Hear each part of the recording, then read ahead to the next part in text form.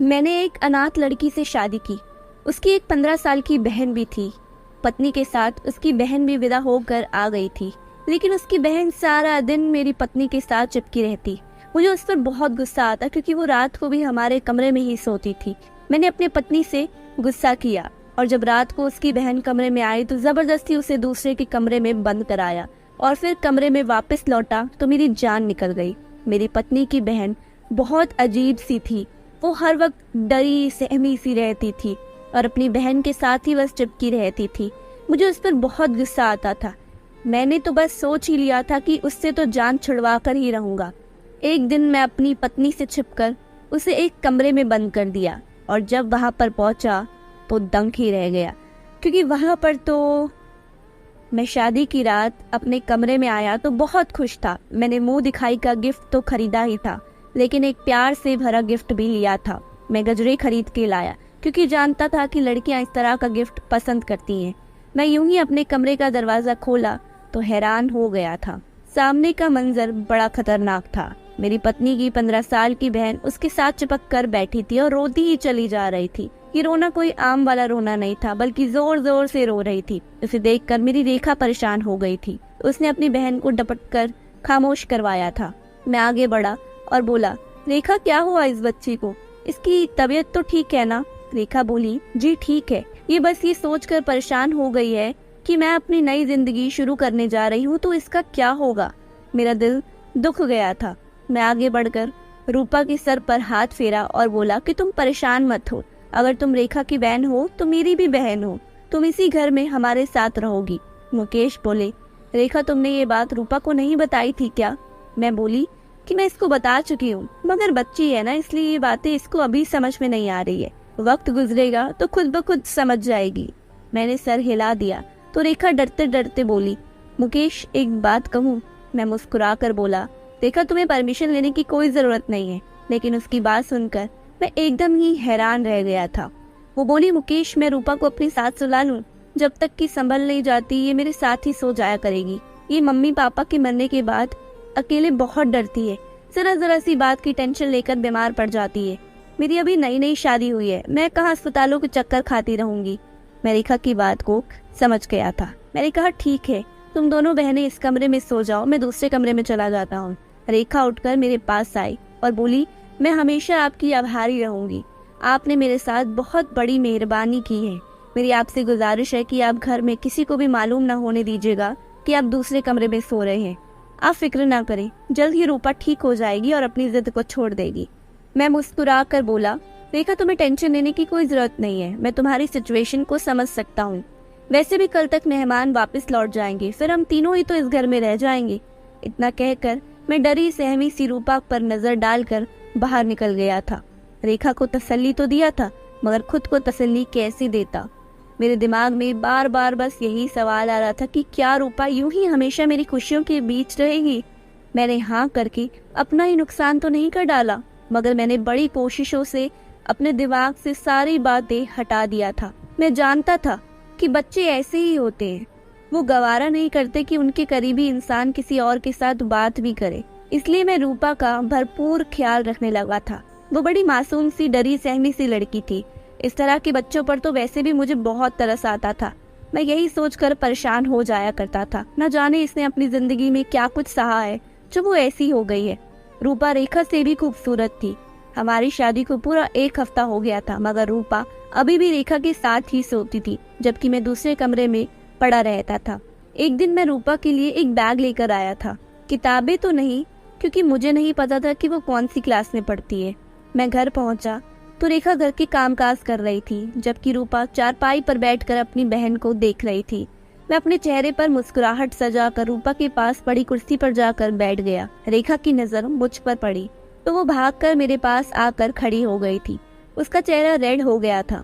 मैंने उसे इग्नोर किया और रूपा की तरफ देखकर बोला, रूपा देखो, मैं तुम्हारे लिए गिफ्ट लेकर आया हूँ। रूपा मुझे देखकर रोने लगी और भागकर अपनी बहन के पीछे जाकर छुप गई। मैं हैरान रह गया, आखिर वो ऐसा क्यों करती है? वो हमेशा खुद को यूं छुपाकर क्यों रखती है?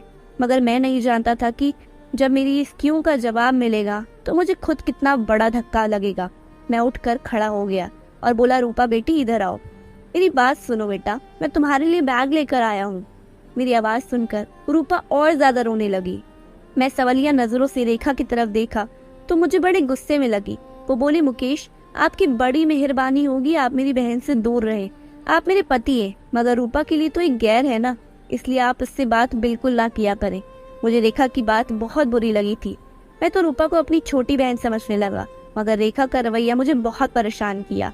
मैं भी गुस्से में आ गया था। मैं बोला, अगर तुम्हें रूपा का इतना ही ख्याल है तो अपनी बहन को एक गैर मर्द के घर पर अपने साथ फिर क्यों लाई हो। इतना कहकर मैं दरवाजा जोर से बंद करके घर से बाहर चला गया था। बाहर निकलकर मैं सड़कों पर घूम रहा था। मुझे रह रहकर अपने सख्त व्यवहार पर शर्मिंदगी हो रही थी।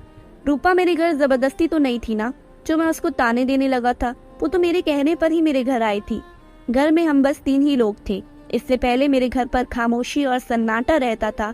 मेरी मम्मी की मृत्यु 2 साल पहले ही हो गई थी। उनके गुजर जाने के बाद जिंदगी ने मुझे कड़ी धूप पिलाकर खड़ा कर दिया था। घर की सारी जिम्मेदारी मुझ पर ही थी। मैं कुंवारा था और घर में अकेला रहता था, इसलिए कोई काम वाली भी मेरे घर काम करने की हिम्मत नहीं रखती थी। हमारे एक दोस्त ने शादी का मशवरा दिया तो मैंने अपने रिश्ते की जिम्मेदारी भी उसी पर ही डाल दी थी। मेरे दोस्त ने मुझे ही बताया था कि उनके जानने वालों में एक अनाथ लड़की है जिसका नाम रेखा है। उसने बताया कि रेखा के साथ उसकी एक बहन विदा होकर घर आएगी। तुम उसकी पढ़ाई लिखाई खाने पीने पर जितना भी पैसा लगाओगे वो तुम्हारे लिए उतना ही अच्छा होगा। फिर लड़कियों के जवान होते हुए देर ही कितनी लगती है, उसकी शादी करवा के विदा कर देना। मैंने एक खुले दिल के साथ हामी भर ली थी, क्योंकि भगवान ने मुझे इतना तो दिया था कि मैं आसानी से उसका खर्चे को बर्दाश्त कर सकता था। मगर मैं कहाँ जानता था कि रूपा तो एक अजीब सी किस्म की बच्ची होगी और मेरे गले की हड्डी बन जाएगी, जो मुझसे ना तो उगली जा सकेगी और ना ही निकाली जा सकेगी। लेकिन मैंने फैसला किया था कि मैं कुछ दिन सब्र से काम लेकर देखता हूँ कि रूपा का रवैया ठीक होता है या फिर नहीं। फिर मैं कुछ करूँगा। मैं रात को घर लौटने लगा तो होटल से खाना भी लेकर गया था, क्योंकि मैं जानता था कि रेखा मुझसे बहुत गुस्सा होगी।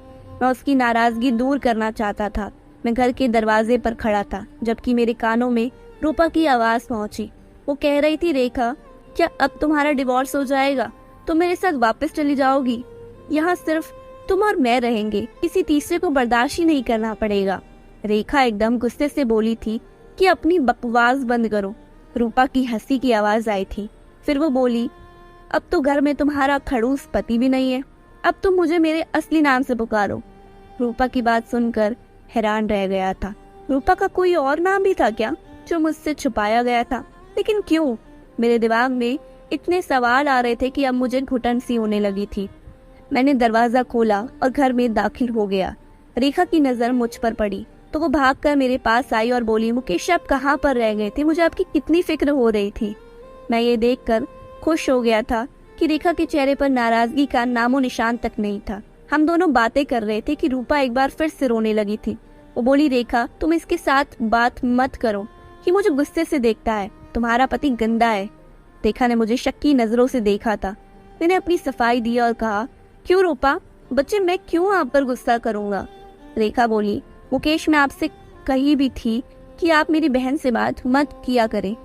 इतना कहकर वो रूपा को हाथ से पकड़कर अपने कमरे में ले गई और मैं इस हॉल में अपना मुंह लेकर खड़ा रह गया था। लेकिन अब मुझे शक हो गया था कि कुछ ना कुछ तो गड़बड़ जरूर थी। मैं तो रूपा की नाटक को बचपना समझ बैठा था, मगर यहाँ तो कहानी ही कुछ और थी। मेरे दिल में शक का बीज उग चुका था और मैंने सोचा कि अगर उस पर सख्ती करूंगा तो वो खुद ही अपना राज को खोल देगी। रेखा हमेशा की तरह नाश्ता बना रही थी, जब अचानक रुककर बोली, मुकेश, आप रूपा के लिए स्कूल का बस्ता क्यों लेकर आए थे? मैं रेखा के कल वाले रवैये की वजह से गुस्सा था, इसलिए छोटा सा जवाब दिया और कहा, मैं चाहता था कि रूपा पढ़ाई लिखाई करे। रेखा हंसी और बोली, कौन सी पढ़ाई? रूपा ने तो स्कूल का कभी मुंह तक नहीं देखा था। इसे पढ़ने का शौक नहीं था, इसलिए हमने इसका स्कूल में कभी एडमिशन ही नहीं करवाया। मुझे रेखा की बात अच्छी नहीं लगी थी। मेरा मूड पहले से ही खराब था, इसलिए मैं किसी किस्म की बहस में नहीं पड़ना चाहता था। मैंने अपना खाना खत्म किया और ऑफिस के लिए निकल गया, मगर रूपा की बात मुझे खटक रही थी। उसकी अजीबोगरीब हरकतें और मुझे देखते ही रोना, फिर मेरी और रेखा के डिवोर्स पर खुश होना, ये सब क्या था? रूपा कोई नन्ही बच्ची तो नहीं थी ना, वो पूरे 15 साल की थी। इस उम्र में तो लड़कियां बहुत समझदार होती हैं। यकीनन ये मामला इतना सीधा नहीं था जितना मुझे लग रहा था। शाम में भी रूपा ने मुझे गुस्सा दिलाने की पूरी तैयारी कर रखी थी। मुझे देखकर वो अजीब अजीब हरकतें करने लगी। मैं रेखा से बात करने लगा तो वो उसका हाथ पकड़कर कमरे में ले गई। रेखा थोड़ी देर के बाद कमरे से निकलकर बोली, मुकेश आप खाना खाकर अपने कमरे में चले जाएंगे तो हम दोनों बहनें भी आकर खा लेंगी। रूपा जिद कर रही है कि जब तक आप बाहर बैठे हैं तब तक वो बाहर नहीं निकलेगी। मुझे गुस्सा तो बहुत आया था मगर खुद पर काबू डालकर बोला, ठीक है रूपा बाद में खाना खा लेगी, कम से कम तुम तो मेरे साथ आकर बैठो, तुम तो मेरे साथ खाना खाओ। रेखा के जवाब ने मेरे अंदर आग लगा दी थी। वो बोली, मुकेश आपको तो पता है ना कि रूपा कितनी जिद्दी है, घर में तूफान खड़ा कर देगी, इसलिए आप मेरी बात मान ले। रेखा इतना कहकर कमरे में चली गई थी। अब मैं अपने गुस्से से बाहर हो गया था, खुद पर काबू नहीं पा सका और कमरे की तरफ पड़ा। रेखा की आवाज आ रही थी, वो रूपा को कह रही थी, पापा के साथ तुम भी मर जाती, कम से कम मेरी जिंदगी तो बच जाती, न जाने तुम मेरे किस पाप की सजा हो। मैं दरवाजा खोलकर अंदर चला गया था और रूपा का हाथ पकड़कर खींचते हुए बाहर ले आया था। रेखा भी बौखला गई थी। वो मेरे पीछे भागी और बोली, मुकेश आप ये सब क्या कर रहे हैं, छोड़िए मेरी बहन को, आप अपने होश में तो है ना। मगर सच बात तो ये थी कि मैं अपने होश में नहीं था। अगर होश में होता तो ये सब ना करता। मैंने रूपा को एक कमरे में बंद कर दिया था और रेखा का हाथ पकड़कर उसे अपने कमरे में ले आया था। मैं बोला, अब मुझे सब कुछ सच सच बता दो कि तुम्हारी बहन ये सब कुछ क्यों करती है। रेखा की चेहरे का रंग ही उड़ चुका था, वो रोती चली जा रही थी। वो बोली, भगवान के लिए मुकेश अब मेरी बहन को छोड़ दे, वो बहुत डरी हुई सी लड़की है, मर जाएगी, वो एक रात तो क्या एक पल भी मेरे बिना नहीं गुजार सकती है। मैं चिल्ला कर बोला, क्यों, आजकल के तो छोटे छोटे बच्चे भी अपनी माँ के बिना रह लेते हैं, तो ये किस किस्म की बहन है तुम्हारी, ये बहन तुम्हारा साया ही बन गई है। मुझे ये सब बिल्कुल भी पसंद नहीं है और ना ही मैं ये सब कुछ बर्दाश्त करूंगा। मैंने रेखा को घूर कर देखा और कहा, तुम अपना ये रोना धोना बंद करो। मगर उसके रोने में और भी तेजी आने लगी थी। मैं रेखा के कमरे से बाहर आ गया और बाहर से कुंडी भी लगा दिया। अपने कमरे में आकर मैंने दरवाजा बंद कर लिया था ताकि रेखा और रूपा का शोर खत्म हो जाए। मगर वो दोनों बहनें जोर जोर से दरवाजा पीट रही थी। ऐसा लगता था कि वो दरवाजा ही तोड़ देगी। कई घंटे तक यही सब कुछ चलता रहा। मगर सुबह होने से कुछ देर पहले दोनों कमरों में खामोशी छा गई थी। मैं अपने दिल के हाथों मजबूर होकर उठ खड़ा हुआ और रूपा के कमरे की तरफ कदम बढ़ा दिया। मैं उससे माफी मांगकर रेखा के पास ले जाना चाहता था, मगर मैंने जैसे ही दरवाजा खोला मेरी कदम जंजीर हो गई थी, क्योंकि वहां तो एक लड़का बैठा हुआ था। मैं आगे बढ़ा तो वो मुझे देखकर डर गया और फिर से रोने लगा था। मैंने उसे झिझक दिया और बोला, मेरे सामने अब आंसू मत बहाना, नहीं तो मुझसे बुरा कोई नहीं होगा। मुझे बताओ कि तुम कौन हो और रूपा कहाँ गई। वो लड़का रोते हुए बोला, अगर मैं अपनी हकीकत बता दूंगा तो तुम मुझे बेच तो नहीं दोगे। मैं उसकी बात सुनकर हैरान हो गया था। मैं बोला, नहीं नहीं, मैं तुम्हें क्यों बेचूंगा। वो लड़का मेरी बात से बेफिक्र हो गया और सोफे पर बैठ गया। उसके चेहरे पर बड़ा गर्व था। वो बोला, जब मैं पैदा हुआ तो हमारे घर गम मनाया गया था, जैसे मैं पैदा ही नहीं हुआ हूँ बल्कि मर गया हूँ। मैं जब बड़ा हुआ तो अपने आसपास बहुत जुल्म देखा है। मेरे पापा मम्मी को एक बहुत मोटे डंडे से मार मार कर नीलो नील कर देते थे और मेरी तरफ इशारा करके कहता था, मेरे लिए अच्छा होता कि तू बांझ होती, मगर ये तूने क्या गजब कर दिया। मैं पापा की बात सुनकर आईने के सामने खड़ा हो जाया करता था। रेखा कहती, पापा की बातों पर ध्यान न दिया कर, तू तो बहुत प्यारा है। लेकिन मैं प्यारा होता तो क्या मेरी वजह से माँ को मार पड़ती। मैं रेखा से पैसे मांगता तो वो 2 रुपए का नोट थमा देती थी। मैं भाग कर दुकान जाता और मम्मी के लिए अपनी पसंद की टॉफी ले आता। मैं वो टॉफी मम्मी के मुंह में डालकर कहता, मम्मी गोली खा लो, आराम आ जाएगा। मम्मी मुझसे लिपट कर फूट फूट कर रोने लगती थी। मैं नन्हा सा था, मेरी उम्र के लड़के खेला करते थे, जबकि मेरा दिल खेल में ही नहीं लगता था। मैं सारा सारा दिन घर में रहकर मम्मी का पहरा दिया करता था कि पापा कहीं मम्मी को फिर से ना मारने लगे। लेकिन मेरे रोकने के बाद भी हर दूसरे तीसरे दिन मार खा ही जाया करती थी। मैं अपने छोटे छोटे हाथों से मम्मी का पैर दबाया करता था, उन्हें आराम आ जाए। मगर वो अपना दर्द भूलकर मेरे छोटे से हाथों को चूमने लगती और रोने लगती थी। मम्मी कहती थी कि मुझे मार से तकलीफ नहीं होती, मुझे तुम्हारी इन हरकतों से बड़ी तकलीफ होती है। एक दिन मम्मी बाजार जाकर मेरे लिए एक साइकिल और बॉल लेकर आई थी। मम्मी कहती थी कि तुम बाहर जाकर तो खेलते नहीं हो, घर में ही तुम्हारी खुशी का इंतजाम कर देती हूँ। मैं साइकिल देखकर बहुत ही खुश हुआ था और मम्मी के हाथ पांव चूमने लगा था। फिर सारा दिन कड़ी धूप में साइकिल चलाता रहा था। मम्मी मुझे देखकर हंसकर बोली, आज पहला दिन है इसलिए धूप में खेल लो, कल से धूप में नहीं खेलने दूंगी। मैं हर थोड़ी देर बाद साइकिल से उतरकर उसे कपड़े से साफ भी किया करता था कि मेरी नई साइकिल कहीं पुरानी ना हो जाए। शाम में पापा घर आए तो मैं साइकिल पर झूल रहा था। पापा बोले, इसको ये साइकिल किसने दिलवाई है? फिर मेरे मुंह पर 2 थप्पड़ मारकर मुझे साइकिल से उतार दिया और कुल्हाड़ी से मारकर उस साइकिल को तोड़कर फेंक दिया था। मेरी आंखों से आंसू निकल रहे थे। मैंने रात का खाना भी नहीं खाया था। मम्मी रात को मेरे पास आकर बैठ गई और बोली, चंदा, आज तुमसे एक जरूरी बात करना चाहती हूँ। तुम 4 साल के हो गए हो, एक समझदार बच्चे बन गए हो, अब तो तुमसे माँ हर बात कह सकती है ना? मैंने हाँ में सर हिला दिया था। मम्मी बोला, बेटा तुम्हारी दीदी का नाम क्या है? मैं बोला, रेखा। मम्मी बोली, और तुम्हारा नाम क्या है? मैं खामोश हो गया। मैं बोला, मम्मी पापा मुझे कमजात कहते हैं और तू चंदा कहती है, इन दोनों में से मेरा नाम क्या है? मम्मी की आंखें हर वक्त आंसू बहाने को तैयार ही रहती थी। आज भी पानी बरसने लगा था। मम्मी बोली, तुम्हारा कोई नाम ही नहीं है। मेरी जान, तुम 4 साल के हो गए हो, अब तक मैं यही फैसला नहीं कर पाई कि तुम्हारा क्या नाम रखूं, लड़कियों वाला नाम रखूं या फिर लड़कों वाला। मैं हैरत से बोला, क्यों माँ, मेरा लड़कियों वाला नाम क्यों रखना है? मैं तो लड़का हूँ ना। मम्मी ने कहा, नहीं। मैं दंग रह गया था। मम्मी बोली, तू ना लड़का है और ना ही लड़की है, तू एक किन्नर है, तू तीसरी जीन से है। मैं 4 साल का बच्चा इन बातों को समझ नहीं पाया था।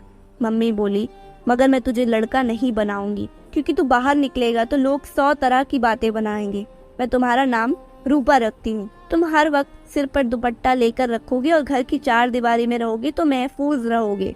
मैं मम्मी से रूठ गया, बोला, मुझे नहीं लेना दुपट्टा, मैं लड़का हूँ। मम्मी बोली, मेरे पास टाइम नहीं है मेरे बेटे, नहीं तो मैं तेरे सर पर घने दरख्त की छांव कर देती, तेरे हिस्से का हर दर्द को खुद पर झेल लेती, लेकिन अब मुझे कहीं जाना है। मैं रोते हुए मम्मी से लिपट गया और फिर जिद करने लगा कि मुझे भी अपने साथ लेकर जाना। हम दोनों रोते रहे। फिर मैं सो गया तो मम्मी मुझे रेखा के पास लेटाकर चली गई। सुबह मेरी आंखें चीखो पुकार के साथ खुली थी। रेखा जोर जोर से रो रही थी। मैं भागकर बाहर निकला तो मम्मी सोई हुई थी। रेखा मुझसे लिपट कर रोने लगी और बोली कि मम्मी चली गई है। मैंने रेखा के सर पर थप्पड़ मारा और बोला, धीरे बोलो, मम्मी सो रही है, उठ जाएगी फिर। रेखा मुझे कमरे में ले गई और मेरे सर पर दुपट्टा डालकर बोली, आज से तू रूपा है। मम्मी की बात याद है ना? मैंने सर हिला दिया था। 2 रुपए लेकर दुकान गया और मम्मी के लिए टॉफी लेकर आया। वो टॉफी जेब में लेकर घूमता रहा, मगर मम्मी उठ ही नहीं पाई। सारे गांव की औरतें भी आ गई थी। फिर मम्मी को चारपाई पर लेटाकर ले गए। मैं पीछे भागा और बोला कि मेरी मम्मी को कहाँ पर लेकर जा रहे हो? छोड़ दो, मैंने तो उनके लिए टॉफी लेकर रखी है। छोटा था ना, इसलिए किसी ने मेरी आवाज नहीं सुनी। मैं आदमियों की टांगे पकड़ पकड़ कर बोलता रहा कि मेरी मम्मी को नीचे उतार दो। सुबह से कुछ भी नहीं खाया, उनको भूख लगी होगी। वो टॉफी मेरी जेब में ही रह गई, मगर मम्मी नहीं लौटी। मैं रोता रहा, तड़पता रहा, मगर किसी ने मेरी नहीं सुनी। फिर एक दिन पापा भी चले गए तो हम चाची के घर आ गए। चाची भी पापा की ही जैसी जालिम थी। वो मुझे हर वक्त मारती रहती थी। अक्सर कहा करती थी कि मैं तुझे भेज दूंगी, तुझे गुरु ले जाएगा। तभी रेखा मेरा सहारा बनती थी। चाची का बेटा मेरा मजाक उड़ाया करता था। वो मुझसे कहता था कि तुम किन्नर हो, अरे नाच के तो दिखाओ। फिर वो और चाची बड़ा हंसते थे। मैं डर जाती थी। रेखा मुझे बचाती थी। फिर इसकी शादी आपके साथ हो गई। आपकी तरफ देखकर मुझे डर लगता था कि आप मुझे कहीं गुरु के पास ना बेच दो। रेखा कहती थी कि आप अच्छे हो और आप ऐसा नहीं करेंगे, मगर डर मेरे दिल के अंदर ही बैठ गया था। अब आपको सब कुछ मालूम हो गया है। आप बताएं, आप मुझे अकेले कमरे में बंद नहीं करोगे? मेरा चेहरा आंसुओं से भीगा हुआ था। मैं जल्दी से उठकर बाहर की तरफ भागा और रेखा के कमरे का दरवाजा खोल दिया। उसके कदमों में बैठकर माफी मांगने लगा था। वो भी रो रही थी, मगर रेखा बोली, किस बात की माफी? आपने तो हम बेसहारों को सहारा दिया है। फिर मैं और रेखा रूपा को दिमाग वाले डॉक्टर के पास लेकर जाने लगे थे। उसके दिमाग से बचपन का ट्रॉमा निकालना बड़ा कठिन था, मगर अब सही हो गई है। मैंने उसकी पढ़ाई भी शुरू करवा दी है। मैं और रेखा खुशी खुशी अपनी जिंदगी को गुजार रहे हैं। रूपा भी अच्छी जिंदगी की तरफ लौट रही है और मैंने खुद से वादा किया है कि उसका भविष्य रोशन बनाकर ही दम लूंगा। तो दोस्तों, आपको ये कहानी कैसी लगी आप मुझे नीचे कमेंट्स करके ज़रूर बताएं। और हाँ, ऐसी ही नई नई कहानियों को सुनने के लिए हमारे चैनल को ज़रूर सब्सक्राइब कीजिए। धन्यवाद।